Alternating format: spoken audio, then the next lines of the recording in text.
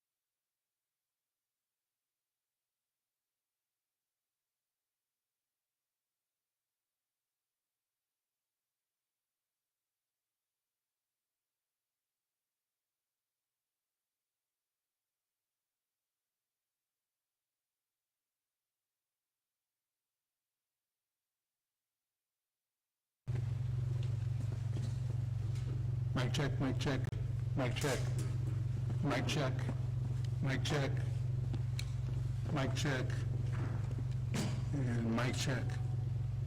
All good? Good.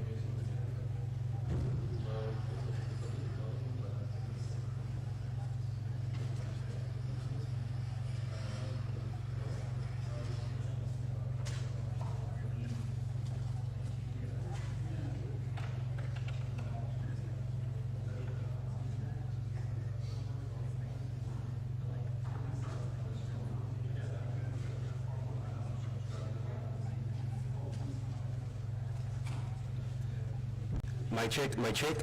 1, 2, probando, 1, 2. Mic check, 1, 2, probando, 1, 2, mic check, mic check. Mic check, 1, 2, 3, 2, 1, mic check, mic check. Mic check, 1, 2, 3, 2, mic check, 1, 2. Mic check, 1, 2, 3, 2, mic check.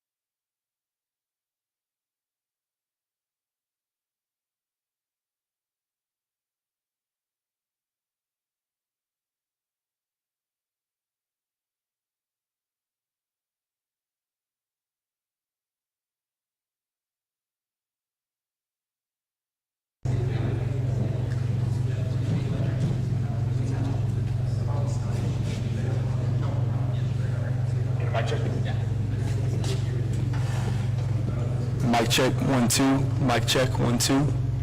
Who needs the mic check? You need them. Is that good? All right. Mic check, 1, 2. Mic check, 1, 2. Mic check, mic check, mic check. Mic check, 1, 2. Mic check. Last one. Mic check, 1, 2. Mic check. All right.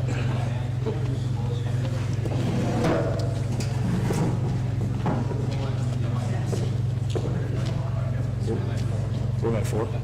Hey, Sam, William, one of my. Which side is easier to get rid of? This side.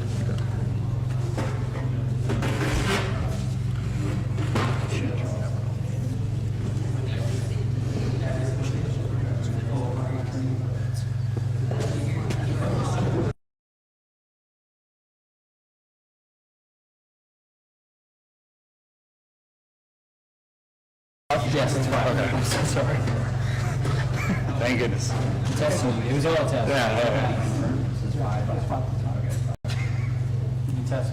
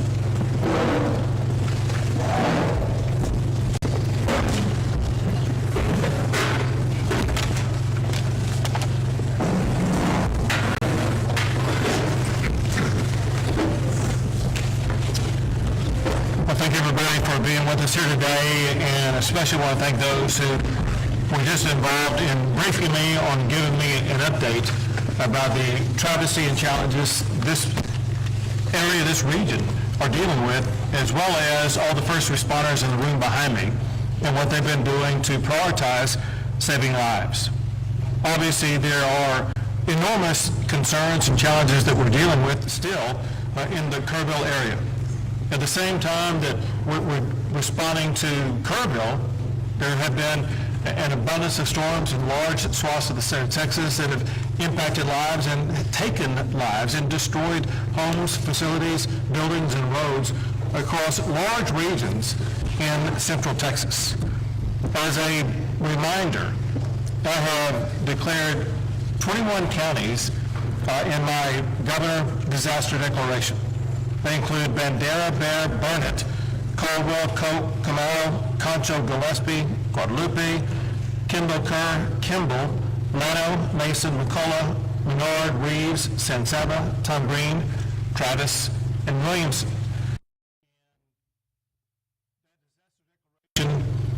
Emphasizes the role that the state of Texas is going to play in each of those counties that are going through these enormous challenges.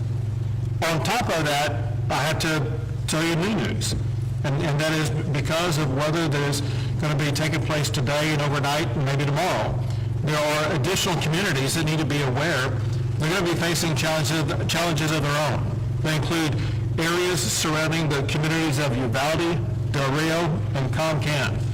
And the state is already deploying resources in those regions to help them get prepared.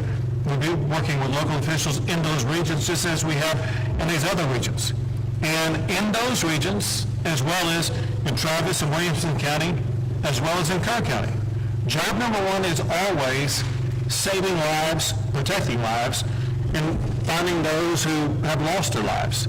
And that is a 24/7 operation that we are unrelenting in continuing to pursue. That includes, especially if you look at the areas either in Williamson or Travis County or counties nearby.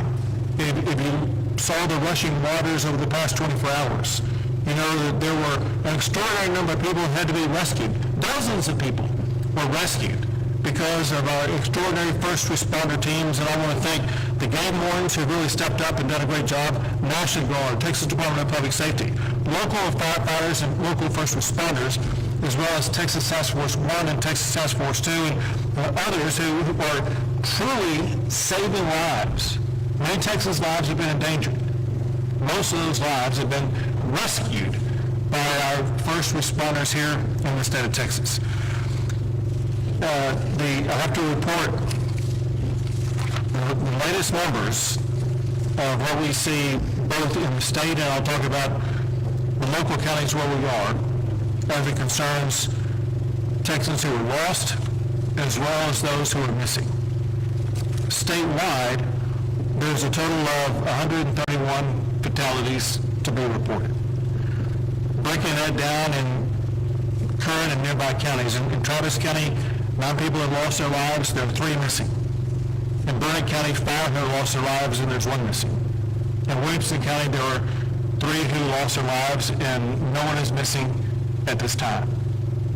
The stories about those who have been swept away is gut-wrenching and heartbreaking, and the kind of thing that spurs us to do even more to make sure that we're going to be searching and finding everybody that we can, as well as spurring the response that both the state and local governments, as well as the federal government, will have to make sure that we fully address the challenges that Texans have faced over the past week or so.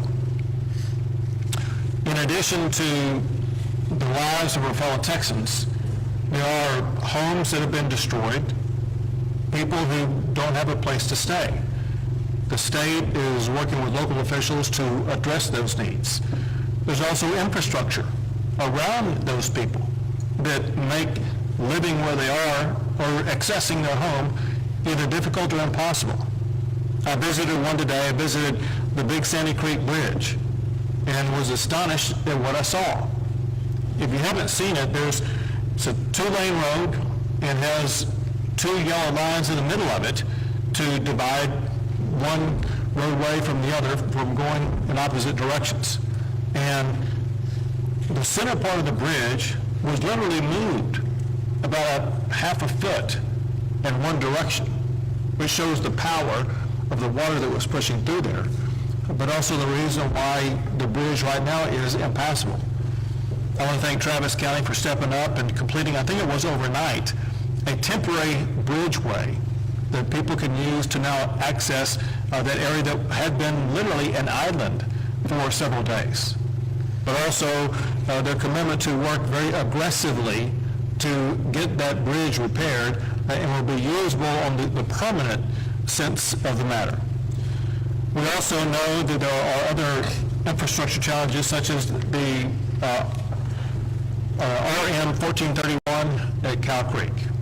And I visited with the Texas Department of Transportation, and they'll be talking to you shortly, but listen, they're going to be moving at lightning speed to make sure that that bridge is going to be operational again. They're in the preparation stage right now with regard to removing all the debris so that they will be able to begin the construction progress quickly. They're in the process of accepting bids, and I think, and it will be announced here shortly, but announcing who is going to be getting those bids in order to begin the construction process and get that done quickly. We know that the people who face challenges because of that bridge closure have those needs that must be met. And Texas is ready to step up and address those needs.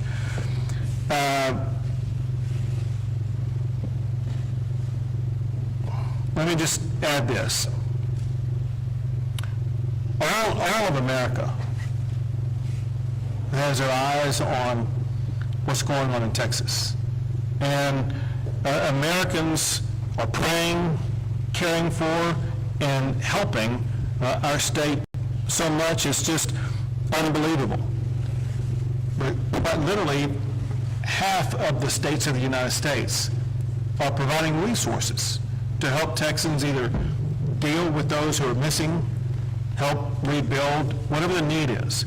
And I want to read off the states, the 25 states that are assisting Texas right now: Alabama, Arizona, Arkansas, California, Connecticut, Florida, Illinois, Indiana, Kansas, Louisiana, Maine, Michigan, Minnesota, Nebraska, New Jersey, New York, North Carolina, North Dakota, Ohio, Oklahoma, Oregon, South Carolina, Tennessee, Virginia, and Wisconsin. You can see one thing that's quite obvious, and that is, it doesn't matter if they're a red state or a blue state. They are fellow Americans, and when times get tough, Americans come together. That is even more true as it concerns Texans. This has been an extraordinarily challenging time, if not the most extraordinarily challenging time that Texans have faced. And in typical Texas fashion, Texans have united, come together. And as I was visiting the Big Sandy Creek Bridge area, there was a young man who lived in what had been a marooned area. And he said, you know, at times like this, we are community. And everybody comes together and supports each other. And that's exactly what I see across the entire state. I'm proud of our fellow Texans, proud of our fellow Americans for the way they've all leaned into this to ensure that we as a state, we as a people, are going to be able to respond to this and deal with this as rapidly as possible. Now I'm going to turn things over to Director Williams with the Texas Department of Transportation. Thank you, Governor. As you mentioned, our efforts here in the Central Texas area now are primarily focused on the rebuilding of the bridge at Cow Creek at RM 1431. Throughout this event, for the past few weeks, we've been supporting the efforts to repair and replace roads that have been damaged in Williamson and Travis County, Burnett counties. The one remaining section that we're focused on is the bridge at Cow Creek. On the Monday after the bridge washed out on a Saturday morning, we had contractors in place with heavy equipment that were beginning the work of removing the debris from that bridge that was completely destroyed. And so that process is continuing as we speak. In addition, our bridge teams with the Austin District of the Texas Department of Transportation have been working literally 24/7 to design a new bridge to replace that bridge that was washed out. We've also been working with members of the Federal Highway Administration that were on site with us this past Monday as well to review that damage. We've released those bids to contractors now that we have a complete design in hand. We expect to have bids back from those contractors on Wednesday of this week. And then after we award that contract, we will begin the process of transitioning from the debris removal contract that is still out there with a lot of heavy equipment today to the construction work on the new bridge. We're targeting a 60-day construction period for that bridge with some significant incentives to work to reduce the time frame for the replacement of that bridge by at least 20 days if we can. And so we know that that's a very significantly important bridge. It's an important travel corridor between Marble Falls, Lago Vista, and Cedar Park. A lot of people commute back and forth. The school year will be coming up soon. We have some students that attend Marble Falls ISD that live on the east side of that bridge, and so we need to be able to have plans in place to accommodate them. We're working with the school district on that as well. Overall, though, we've made some significant progress statewide. We're continuing, Governor, as you know, to work in the Kerrville-Hunt area on State Highway 39 and Ranch Road 1340 to repair and replace the bridges and the roads that were damaged there.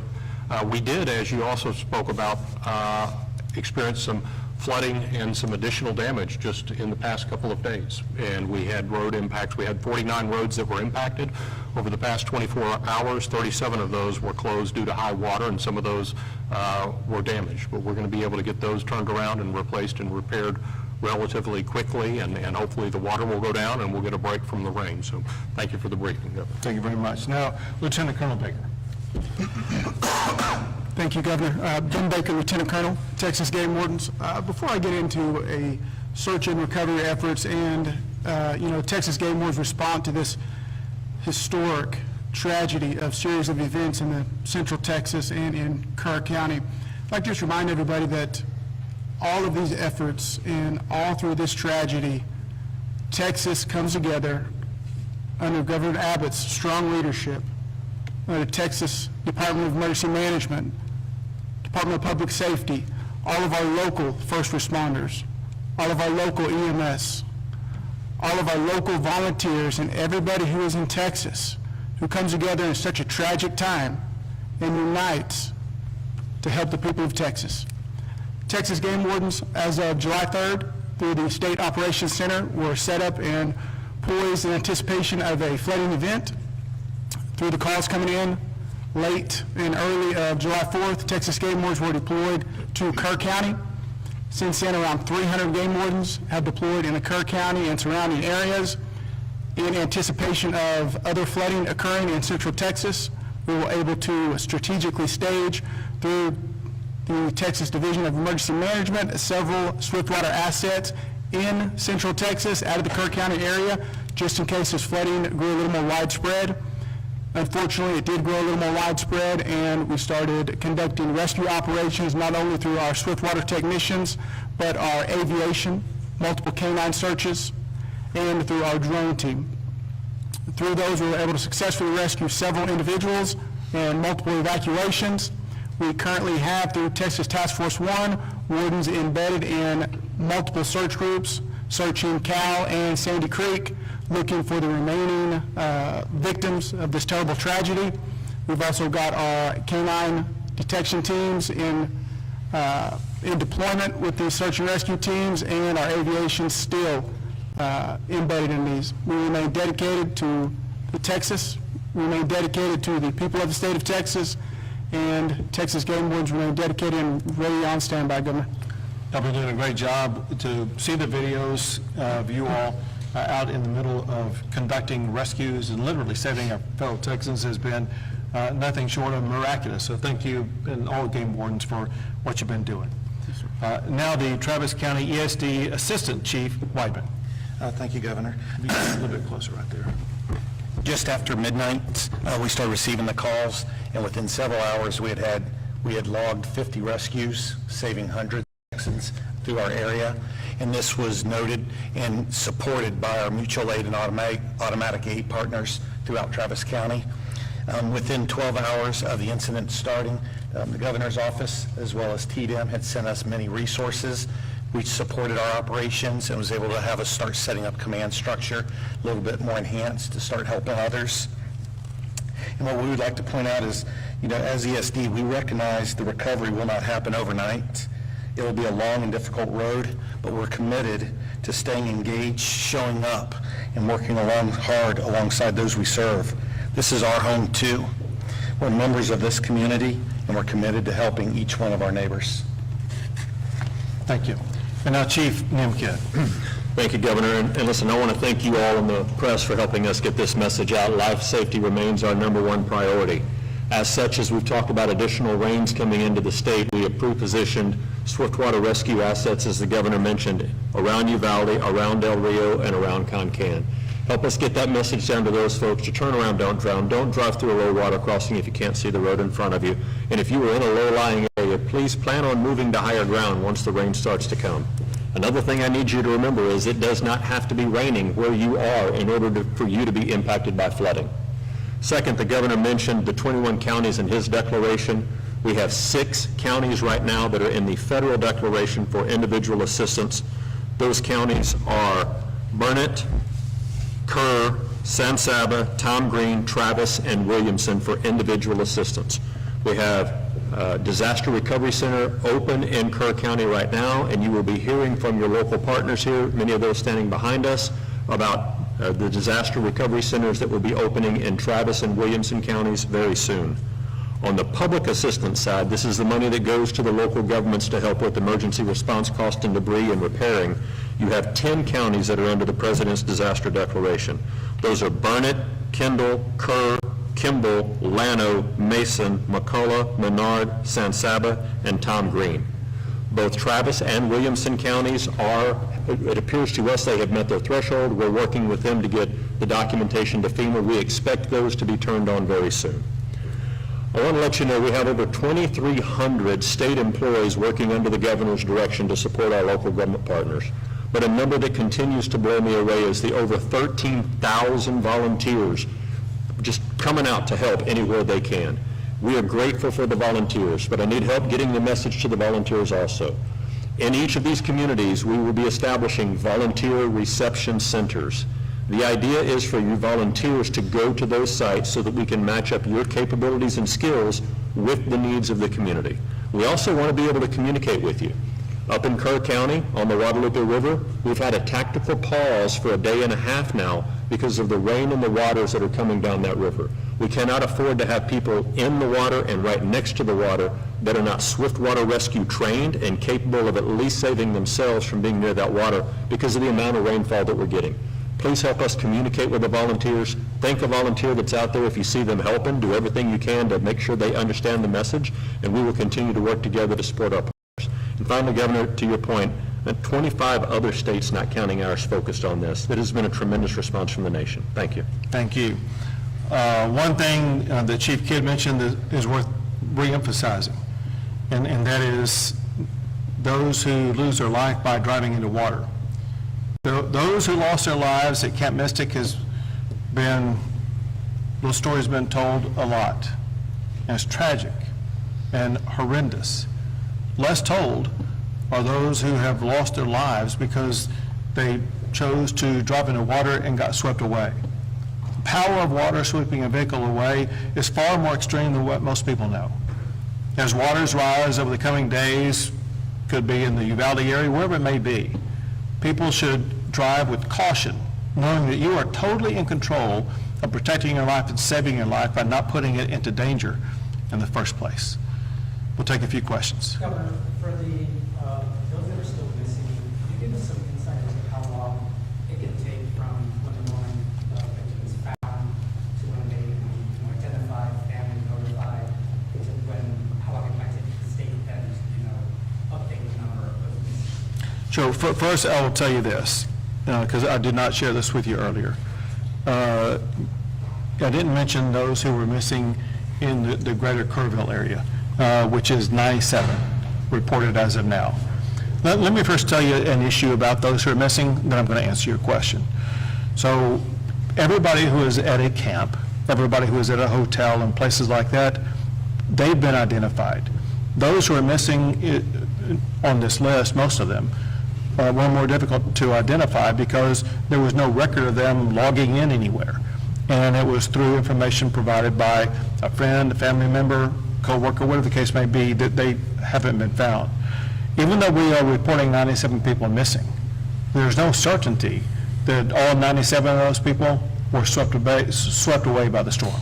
That point aside, to more specifically answer your question, and that is, the goal obviously is to continue to find those who are alive. For those who have passed away, it's so important to closure for their families, that we find them and identify them. Sometimes it does require using DNA testing to identify who they are and identify who their family is, to make sure that we connect appropriately, correctly, the family member with the person who lost their lives. And sometimes that takes a few days to complete that process. Governor, given understanding so that Kerr County, the damage that they sustained, they received a lot of attention, especially federal assistance. But what about here in Travis County?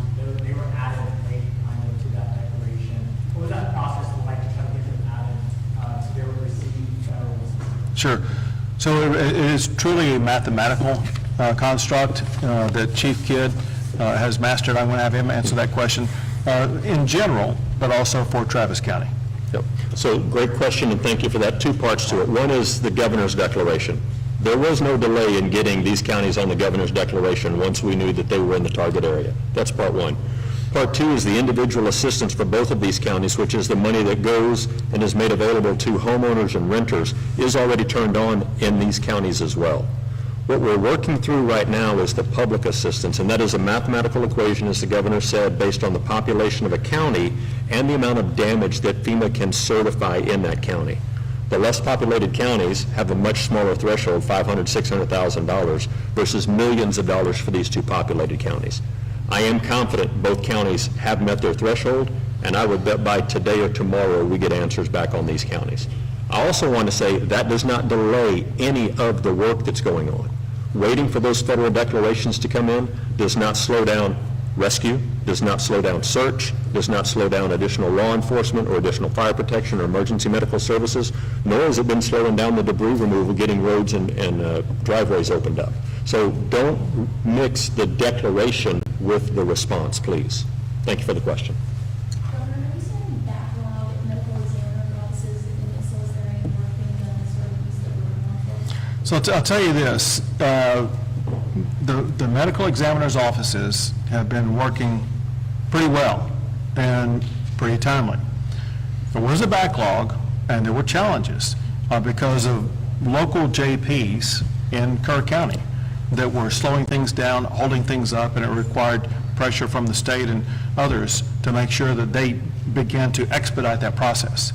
When a life is lost, that family wants access to their loved one as quickly as possible. It was inexcusable for some local JPs to slow that process down. But as far as medical examiners are concerned, I've heard no complaints about the speed with which they're working. Governor, when you were at Big Sandy Creek and meeting and talking to people there, a lot of them were frustrated. They, of course, wanted help to come the day before. What was the feel that you got in talking to those people, and did you feel that they heard you, and did you hear them? So I met with, I don't know how many people, more than a dozen. And the first impression and the strongest impression I got was one of gratitude. They were happy that we were there, happy with everything we were doing. They were grateful for the temporary bridge that had been built. The other way to describe it is unity. They were unified. It was those people who lived there. They came up and said, listen, we're community. We're Texas strong. We're hanging together. And they're neighbor helping neighbor. And so I was impressed once again with the strength and commitment and moral clarity of our fellow Texans for uniting at a time as tough as this is. And a follow-up to this, and it builds on what Chief was talking about, and Assistant Chief over here. The response from other states has been amazing. We've got teams that are now picking up the load, letting the local guys get back to the basic service, and it's not necessarily basic, it's still important service. How important is having this heavy lifting going on from all these other states. So these guys here, Travis County ESD 1 being one of them, getting back to basic services. Everything all these other states is doing is extremely important. If I could say that one was more important than another, it would be what they are all doing in search and rescue operations. As Chief Kidd noted, our number one goal is protecting lives and finding lives. When I was at Big Sandy Creek, I met with search and rescue teams from Florida who were there in the water, working all day long to locate anybody they can find. That requires heavy volume. It requires manpower, walking every inch of it could be a creek, a river, whatever the case may be, to ensure that they are scouring every inch of earth in the state of Texas where a body could be found. And it is benefited or aided by search dogs. And whenever we've had dog teams that have flown in from other states across the entire country. And so the response that we've been able to provide, especially as it concerns search and rescue operations, has been magnified many times over because of these teams who have stepped in from other states and given us the extra manpower as well as other resources to make sure we're better capable and quicker at taking on that task. Governor, do you have the current number of how many are missing in Kerr County? It was reported earlier that it was around 160 people, and you said that 97 were missing in the greater Kerrville area. Do you have the current number of how many are missing in Kerr County? Yeah, I'm going to give you the number. So the number I read to you, it was given to me by Chief Nim Kidd, and he was on a phone before we came in here, and I'll let him explain this number. Yep, thank you. So the number that we got from the Texas Department of Public Safety is 97 missing from the Guadalupe River flooding. That does not count the numbers that the governor read to you from the 3 counties that were here earlier. I think that'll put the total statewide at about 101 total, if I have that right. What he means by Guadalupe River, most of those are in Kerr County. I think there has been some in Kendall County. Yes. Governor, you serve on President Trump's FEMA Review Council. How has this experience shaped your views on the future of FEMA, should it be phased out? So one thing I think most, say governors, most state officials, as well as the federal government, could agree upon, and that is we needed improvements in FEMA. And it needed to be what I call right-sized, so that it would be more nimble, quicker in the response, but also understanding that it's the locals who know what is best in responding to a disaster. And local is defined by these local communities, whether it be Leander or Travis County or Williamson County, whatever the case may be. They're the ones on the ground, and they know their communities far better than anybody else, and they know how to respond to their communities. And it's the state and federal government that work to provide them the additional resources they need to accomplish their goal. Here's the point. But by working on the reforms that we will work with FEMA and with the presidential team on, we're going to work to find ways to streamline the process, cut through all the red tape, to ensure that even when we do that, the monetary resources that we are receiving now that are much needed for things like having the emergency first responders or debris removal or search and rescue operations, those will still be funded, but we will have the ability to do it a whole lot faster, a whole lot quicker without waiting around for the federal government. Last question. Governor, with all due respect to your complete claim, but I did want to ask separately. On the weekend, Secretary Christensen said that she's in talk with 5 and she would be let states to have state detention facilities for immigration purposes. I was asking if Texas in conversations with versus the federal government with immigration detention status. So I haven't had a direct conversation with her. I do know that Texas has offered detention facilities. I've signed what's called a 287G law that was passed in the session that requires local jails to work with Homeland Security. Listen, we want to do everything we can to make sure that those who are here legally are allowed to remain legally. Those who are here illegally, they'll be turned over to ICE.